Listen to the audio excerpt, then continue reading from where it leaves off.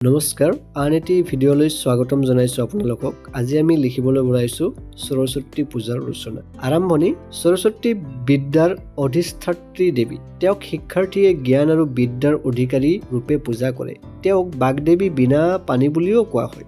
সৰস্বতীৰ আন এটা নাম হৈছে বাণী। বাণী জ্ঞান আৰু বিদ্যাৰ প্ৰতীক। বিদ্যাক আৰ্য ঋষি মুনিসকলে শুক্ল ৰূপে কল্পনা কৰিছিল। বিদ্যাই মানুহৰ সকলো অন্ধকাৰ দূৰ কৰি জ্ঞান আৰু পবিত্ৰতাৰে শুদ্ধ কৰে বাবে তেওঁলোকে দেৱীক শুক্ল বস্ত্ৰ পিন্ধাই শ্বেতপদ্ম আসনত বহুৱাই শংখবাসন দি পূজা অৰ্চনা কৰিছিল। ইয়াৰ পিছতে সৰস্বতীৰ বাহন আৰু অৰ্থ।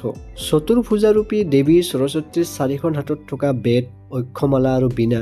দেৱী সৰস্বতীৰ হাতত থকা প্ৰত্যেকটো সামগ্ৰীয়ে জ্ঞানৰ একোটা গভীৰ অৰ্থ বহন কৰি আছে। বেদে অৰ্থাৎ কিতাপে দেৱীৰ অসীম জ্ঞানৰ কথা সূচায়। সেয়ে দেৱী বিদ্যাধিষ্ঠাত্ৰী, জ্ঞানদায়িনী। অক্ষমালা হৈছে সময় আৰু কালৰ প্ৰতীক।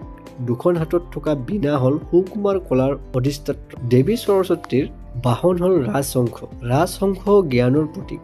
দেৱীৰ হাতত থকা কিতাপ আৰু বীণাই জ্ঞান, বিদ্যা আৰু সংগীতৰ মাজত থকা গভীৰ সমন্বয়ৰ কথা বুজায়। ইয়াৰ পিছতে সৰস্বতী পূজা উদযাপন। মাঘ মাহৰ শুক্লা পঞ্চমীৰ দিনা বিদ্যালয়, মহাবিদ্যালয়, বিশ্ববিদ্যালয় আৰু আন শিক্ষা অনুষ্ঠানসমূহত ছাত্ৰ ছাত্ৰীসকলে অতি উৎসাহ আৰু উদ্দীপনাৰে সৰস্বতী পূজা পালন কৰে। পূজাৰ আগদিনা ছাত্ৰ ছাত্ৰী আৰু শিক্ষক শিক্ষয়িত্ৰীসকলে লগ লাগি মংগল ধ্বনি দি দেৱীক ভক্তিভাৱে মণ্ডপত প্ৰতিষ্ঠা কৰে। পূজাৰ দিনা ছাত্ৰ ছাত্ৰীসকলে ফুল, তুলসী আৰু বেলপাত লৈ দেৱীক পূজা কৰে। পূজাৰ অন্তত মাহ প্ৰসাদ আৰু খিচিৰি বা লুচি পুৰি আদি খায়। পূজাৰ পিছদিনা ছাত্ৰ ছাত্ৰীসকলে এক শোভাযাত্ৰা কৰি ধূপ ধূনা জ্বলাই দেৱী ধ্বনি দি পুখুৰীত বা নদীত বিসৰ্জন দিয়ে। সামৰণি। এই পূজাৰ দ্বাৰা শিক্ষাৰ্থীৰ মনত এক পবিত্ৰ ভাৱে ঠাই লয়। জ্ঞান আৰু বিদ্যাৰ প্ৰতি আগ্ৰহ বাঢ়ে। সৰস্বতী পূজা হৈছে প্ৰজ্ঞা, শিক্ষা, সংস্কৃতিৰ উদযাপন। আমি দেৱী সৰস্বতীৰ আশীৰ্বাদ বিচৰাৰ সময়ত চিন্তা, নৱীকৰণ আৰু কৃতজ্ঞতাৰ সময়। তেখেতৰ ঐশ্বৰিক পোহৰ আমাক জ্ঞান আৰু জ্ঞানৰ পথত পৰিচালিত কৰক আৰু তেখেতৰ আশীৰ্বাদ সদায় আমাৰ লগত থাকক।